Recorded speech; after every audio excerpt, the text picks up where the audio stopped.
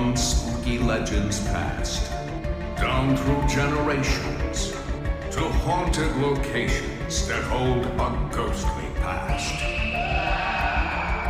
Come one, come all, come finders and seekers. Hear the creepy side of NEPA. Welcome to the Creepy Side of NEPA. I am Dan Kozlowski. Joining us tonight on the Creepy Side of NEPA is the founder of Haunted Anthracite Tales.com, John Walsh. Tonight we are talking about the Hex of Frackville and also some other interesting local legends in that area. John, welcome to the show. Or should I say, welcome back to the show. Thank you so much. It's always a pleasure to speak with you. It's a pleasure to talk with you. You have been one of our regulars recently. Well, within the last few years. Yeah, I guess this is my third time, and I always have a blast, so I'm happy to be back. You always have great stories to share. Oh, thank you. Appreciate it. How are things going with Haunted Anthracite Tales? Oh, it's going really well. Last fall, we were very, very busy. I did a bunch of presentations. Smoky Hollow Winery in Ringtown, the Wooden Keg in St. Clair, Pioneer Tunnel in Ashland. I did Big Creek Vineyard up in Jim Thorpe, and even some private parties and everything. So it's been going really well. People like it. You have been busy then. Yeah. It keeps me on my toes, but it's fun. It's fun, and the conversations I get to have with people afterwards, it's always a good time. Well, what we brought you on the show for this time is I noticed there was an influx of listeners in the Frackville area. And as soon as I saw Schuylkill County, I said, you know what? I know the guy to call to see if they know any stories in that area. Well, I'll tell you what, I'm not sure what it is about Frackville. Like, I was joking around. It must be something in the water right now that all these people are listening, but I'm ecstatic they are, because born and raised and basically living most of my life in Frackville, I could say wonderful people. And for a long time, there were a lot of people asking about stories about the town. There hasn't been a lot, but through my research, I've been able to uncover a nice collection of some cool stories. I know when I tried doing a little bit of research myself here at the station, I came across one that poked up a few times was the legend of the Hex Cat. Yeah, that actually goes all the way back to 1913 in Frackville, but I think it kind of has its roots even before then. So what happened was, in 1909, we had the infamous Jersey Devil, and everyone knows that story about the Jersey Devil and the Pine Barrens. But I actually had a guest on the show. Sorry to interrupt you there. No, not at all. I think it was the Lock Haven area. They actually had stories of the Jersey Devil there for a little while. There were appearances. Which I thought was crazy. How about it? Up by Williamsport, up by 80. Yeah, there were appearances of that. And that's actually sort of a part of the tale that I'm going to tell here tonight. But it actually goes into 1911 as well, because in 1911, a very famous occurrence that made newspapers nationwide, it was called the Tumbling Run Hex Cat. And out in that area, what happened was a family, the Howells, or the Thomas family, I'm sorry, Hal Thomas was his name.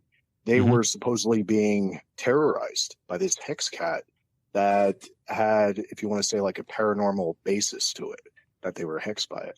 But it's a long story, really. It doesn't have tons to do with Frackville, I think, except for the name, because fast forward a little bit to 1913, and that's when some weird occurrences started taking place here in the borough of Frackville.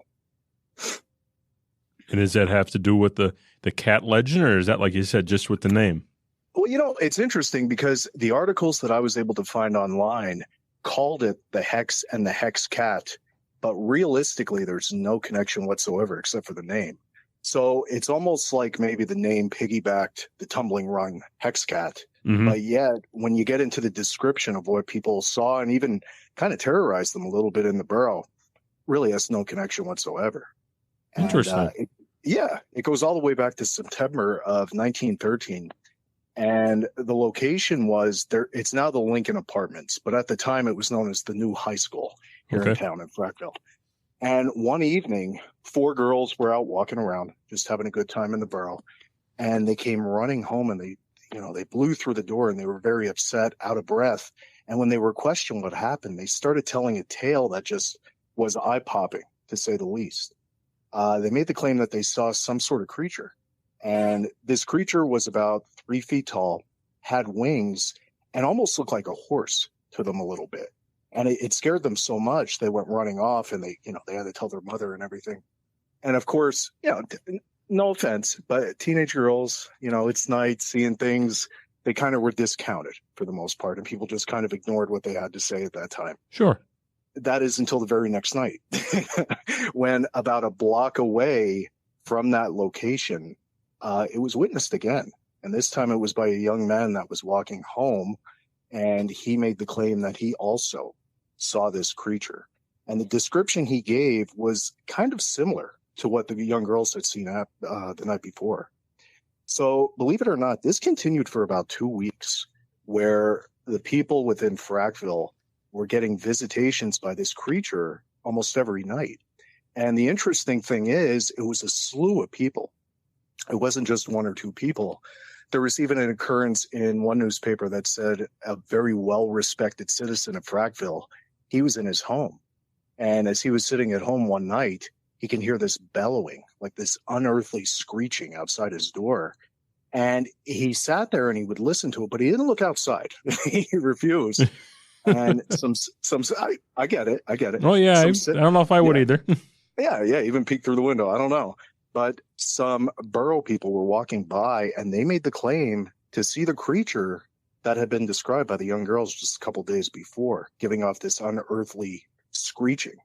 And when the man was questioned inside his home, he said, absolutely, I heard it. There was no doubt. But it even went as far where one man made the claim that two of these creatures were together one night when he saw them. And it was seen all throughout the town. They saw it at the Lincoln High School, the new high school then, about a block up from it. There was a location known as Wagner's Dam. And for, the people of Frackville, it's basically where the Goodwill Hose Company is now, right on Arch Street. And there used to be it was called Wagner's Dam, but they were more along the lines of ice ponds.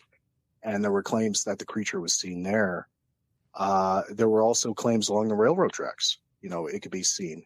And this wasn't like a one and done sort of deal. This was seen multiple times. It was a huge influx for about 2.5 weeks that people were making claims that they were seeing this creature all over Frackville.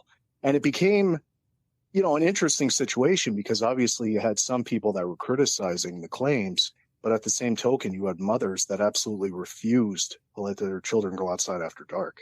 So it was, double-edged sword going on there. Sure. It was even seen out by, it's known as the Muddy down here in Frackville. There was a claim that it was out there. It's Mud Run. But the interesting thing is, when they talk about the description of this creature, they said it was about 3 feet tall.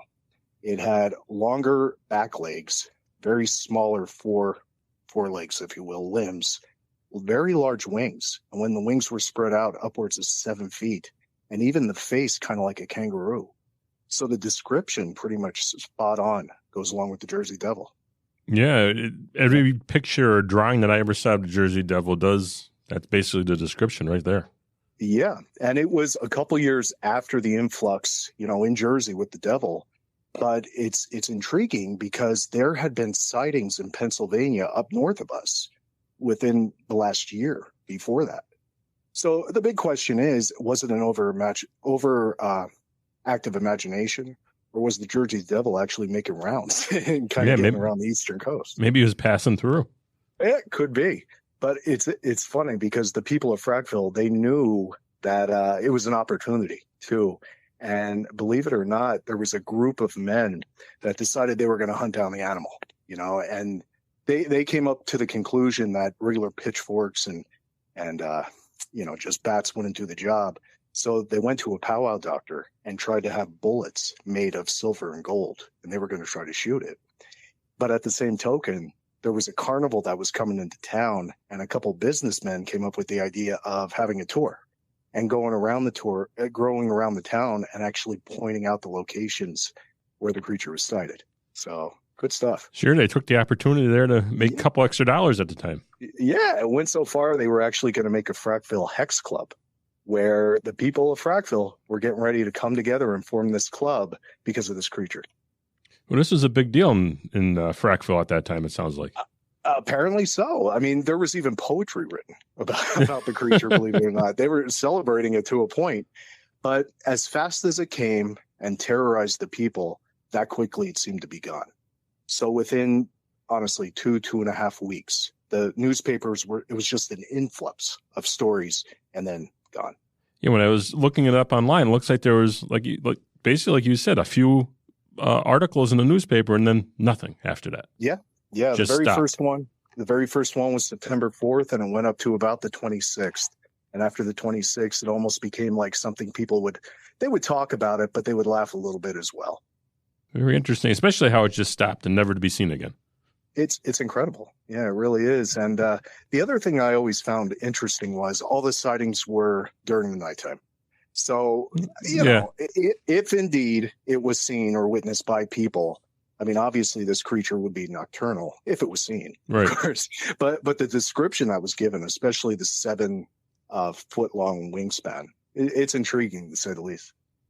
Yep, and all those creatures are always just seen at night for the most part. You never hear of a Jersey Devil or anything like that in the daytime. Yeah, well, that's when the imagination goes, you know, and that's the time to see it. Out of all the claims, by far, the most, valid one is the one that was on the porch of the renowned citizen, because it was upwards of a dozen people that made the claim that they saw the creature that night. Yeah, you have that many people claiming they see something at the exact same time, there's something there to back it up. Yeah, there is. And I mean, could there be a natural, reason for that taking place? Just some kind of animal of course there could be, but yet the people within this borough just latched onto it, and they were terrorized to the point that it was making newspaper headlines. Yeah, I never heard of this legend until I started doing a little research, and it's very interesting. Yeah, I heard a little bit about it a couple years ago, and I did a little snooping into it. Not a ton, but over the last maybe 3 weeks, I really started diving into it, and it's quite a story. It's really neat. And this is where you grew up, mostly in Frackville? Yeah. I've been here most of my life, and it's just a nice little community, quiet. You know, even when it was first developed, it was meant to be kind of like a vacation spot for all the coal barons in the area. They would come up. It was like a mini Poconos, if you will. Interesting. But, yeah. They would come up into the mountains, in the woods, and enjoy themselves. And it's a nice little town, good people and fun times. So I guess this was like one of the stories you heard about when you were little, like someone tried to scare you? Truthfully, no. I didn't hear this story. The big thing is around here, we have 2 locations that I know of. Now, I don't have necessarily like documentation, but it was word of mouth, and they're the best stories. Yeah, the word of mouth stories. So the one, and people in Frackville have been talking about this for many years, is our current borough building. And that's, believe it or not, right down the street from the appearances of the Hex, the Frackville Hex. And it was the Frackville School for many years, and then the school ended up moving, and now it's our current borough building. But that building's been there since 1924. And ever since I was a young kid, I always heard stories about someone that had passed away. And most of the time when I heard the stories, it was a cleaning person or a maintenance worker. Mm-hmm. Now I really dove in to research. I have never found documented examples of someone passing away in that building. But the claims within that building, people are adamant there's activity. I've heard claims from shadow figures being seen up walking throughout the hallways, voices. The big one is door slams. It seems like door slams are very big within the building. One story I was told, it was a snowy day and, 2-hour delay. It was a school at that time. Right. Was it a school before the borough building? Yes. Okay. Yes, it was for a very long time. Very long time. I even subbed there for a while. It was a great school. What happened was they had a delay. You had a couple inches of snow outside, no big deal. So this maintenance worker got there early, and he was prepping everything for the students to come and the teachers and the principal. So as is custom, people would come in, there's a back door, and it's kind of like a ramp, and they would come up, and it's a heavy metal door. And when they would walk in, they would kind of walk in and just the door would slam. Right. Behind them. No big deal. So this maintenance worker told me that he was in the school one time. He was down the hall on the first floor, and he hears the door slam, clear as day. So he thinks to himself, okay, I'll walk down. I'll greet whoever it is. It's probably the principal or teacher. So he walks down and he looks. All the lights are still off. The door's closed. And he's confused because he knew he heard the door slam. He said that he opened up the door, and when he looked at the snow, there were no footsteps. But sure enough, he knows he heard that door slam. Ooh. You know, that one, being in that school by yourself at that point, a little creepy. Yeah, I definitely understand a little that. creepy. You know, he has said numerous times he's gotten the willies when he's been in there, just kind of that sixth sense going on. There were other stories about blood showing up in an art room, but they're fictitious. That was just a cool story told by a teacher. Right now, that's where the police station is within the borough. And there's also a 24-hour gym. And, you hear stories from people kind of leaking out that it's kind of odd and they're hearing things. And that's been going on for years and years. So it's really nothing new. Mm-hmm. I've even heard with the gym that they've caught, different activity on the cameras. And this is all in the same building, the gym, the police station? It is. Okay. Yeah. Yeah, it is. And from my documentation and research, I've never seen anything about any traumatic situation that took place there or any kind of deaths or anything like that. But right. Apparently, something's there. Something likes the building. And it's a warm building. It is a nice building. And there's a lot of times these stories, you just can't explain them. You just can't find any history behind them or anything that would start it. Yeah, no, not at all. Not at all. I found it really interesting. It was literally right down the hill from where the Frackville Hex took place in 1913. I thought that was kind of neat because where the new high school was at that time, it moved down and the building I just described became the new high school. So it's kind of neat. Yeah, and all in that little area there. Yeah. But also within the same area, it's a residential area now. I won't drop the name, just that there used to be a rectory not far from there. Okay. And what happened was I started hearing rumors about paranormal activity within the rectory, and I kind of inquired about it a little bit. Mm-hmm. And I was told that shadow figures, footsteps, hearing voices within the rectory. And it actually got to the point where the rector that was living there refused to live within the building. He actually had two said he had enough. Yeah, he had enough. And he refused to live there. And it was big. It was about 3-4 stories. But he would leave there and he would go across town and live in a smaller area. And, I inquired. It got to the point that there was almost going to be a paranormal investigation within the building. And at the last minute, it kind of fell through. Just, a little worried about the reaction for the higher ups. But, right. Yeah. And that story is interesting because there was actually a priest that was buried in the courtyard. He died in 1960, and his final request was to be buried on the grounds where the rectory was. And the body was exhumed about maybe 7-8 years ago and put up in a cemetery in town. But he was there for a very long time. It seems like that was a common thing back then, the priest buried on the property of the church grounds. Yeah, it seems that way. I guess an attachment, to the location. And that priest was there for almost 60 years, in death, of course, right. under the ground. When he was actually there, I'm not sure how long he was in the parish, but yeah, I agree with you. That does seem common. Yeah, I heard of a few churches in the area that still have bodies on the grounds. Yep, yeah. And then it's a little creepy, a little eerie. A little bit. I even remember as a kid, like cutting grass in that area, and you kind of look down and see the gravestone and think, there he is. Yep, I know. There, so. My church here in Scranton, priest was buried underneath the church. Really? So it was on there was 2 levels to our church. And the lower level, there was like a tombstone, I guess you would say, vault thing right up on the corner of the altar. Yeah. So, a little creepy. Wow, that is a little bit creepy. Yeah, absolutely. Any other Frackville stories that you sort of remember growing up in the area? Well, this one, I just kind of came upon this a little while ago. Believe it or not, the most famous story in the county is the story of the Broad Mountain Ghost, commonly known as the Gordon Ghost. Yep, I have heard of that one a little bit. I heard bits and pieces of the story, yep. Yeah, that goes way back to 1925, and it's a long story, but I'll just kind of, give you a short synopsis of it. In a nutshell, what happened was in April of 1925, a couple, their names were the Duncans, they were up walking on Broad Mountain. And when they were walking, they found the body of a person. And what had happened was this person was kind of semi under a bush, but her body had been burned. So they alerted the authorities. The authorities came up and they came to the conclusion that it was a young girl, probably in the age of about 16 to 20 years old. And the body was burned because whoever had committed the murder was trying to conceal the evidence. They were trying to get rid of it. They doused it with gasoline, set it ablaze. Sure enough, a rain cloud comes through and douses it and puts the flames out. So all that was left of the young woman was from her knees down and then her head, basically, and a little bit of her shoulder.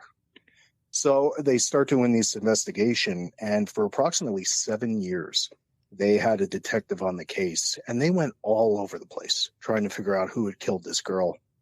They couldn't even identify who she was. They went as far as Boston to Detroit, out to Indiana, but they weren't able to figure out who the girl was.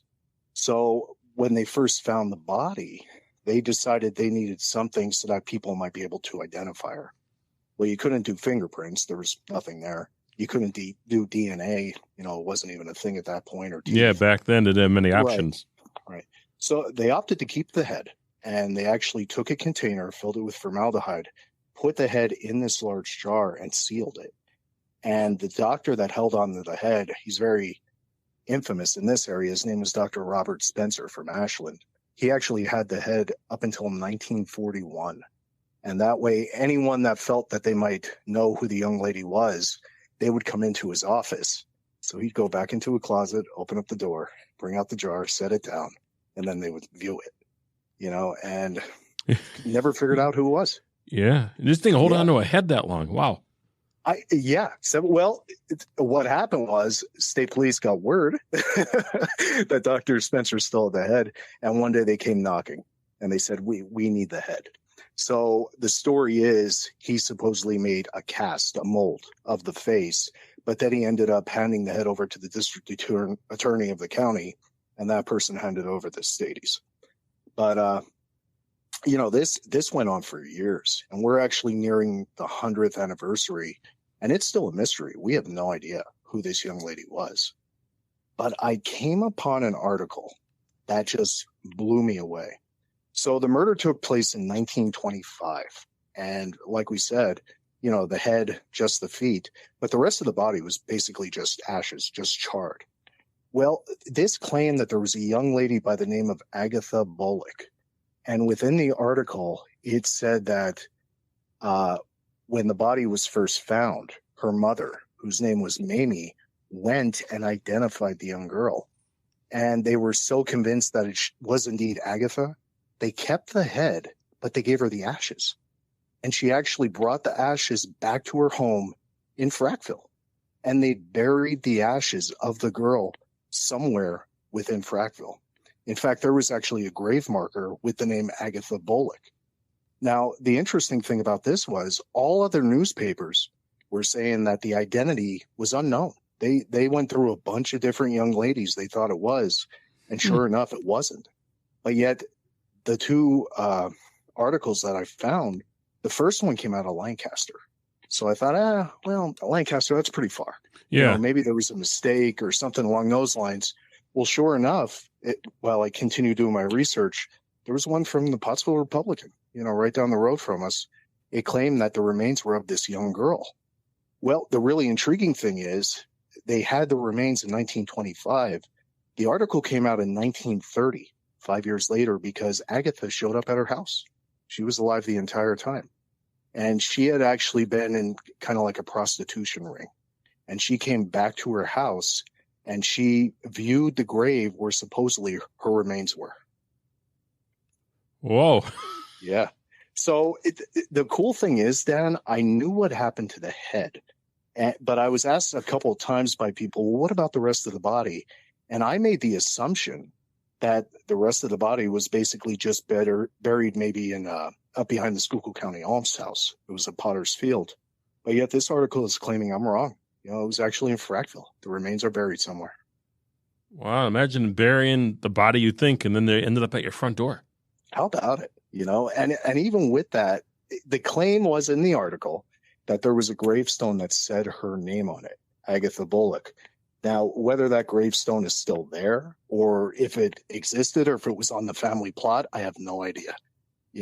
I'm not even sure. I know the family moved away. And I know in my research, Agatha had a very long life, good life. She got married and had kids. But as for the remains, it sounds like odds are they're still within the borough of Frackville. That is a wild story. How about it? How about it? Out of all the things, and even with that, I've talked to people about doing reverse DNA analysis to try to find out who the girl was. The state police only have to hold on to evidence for 75 years. So for the head, whether they still have it or not, I have no idea. Odds are it's gone. To know that, the town that I grew up in may have the remains of that young lady. I've been hearing that story since I was a little kid. That just blew my mind.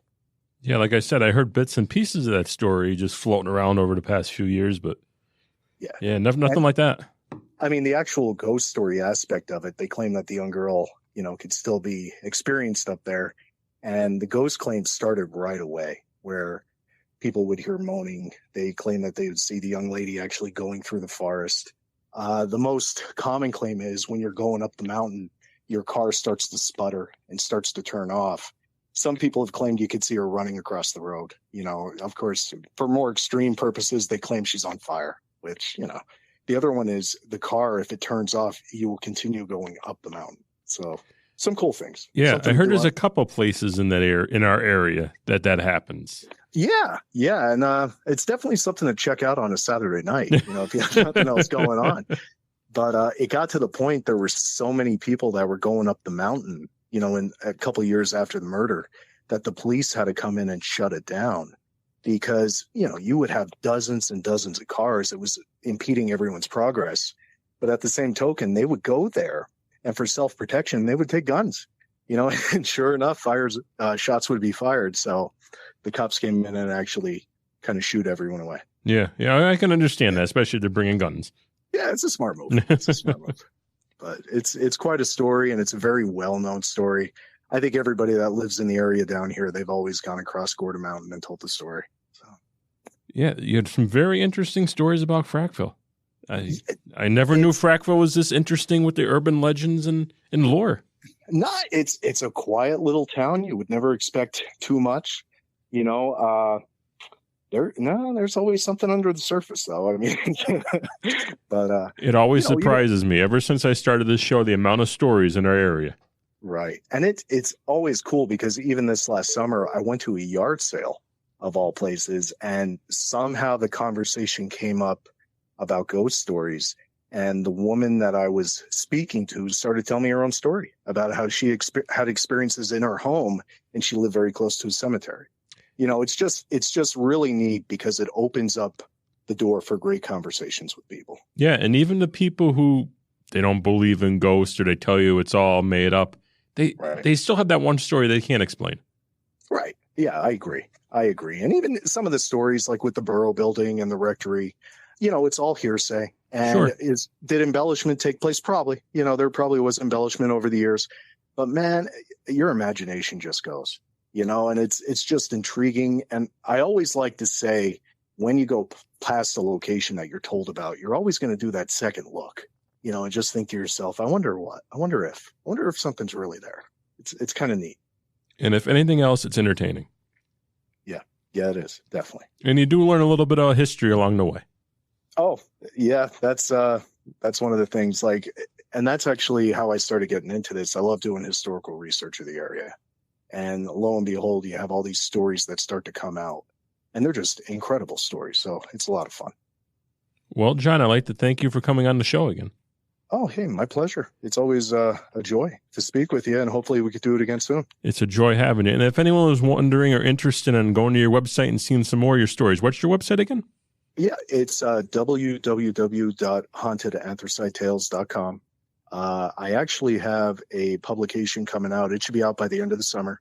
And I'm doing a second one on the history of the Schuylkill County Prison.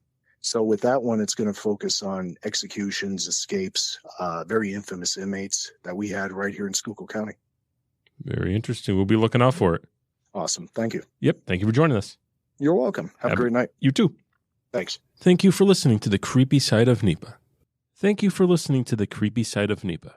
If you have a story you would like to share, maybe you just have an idea for an upcoming episode, we'd love to hear from you. Email us at ghost@wnep.com. Or you could also contact us through our Facebook page, WNEP's Creepy Side of NEPA.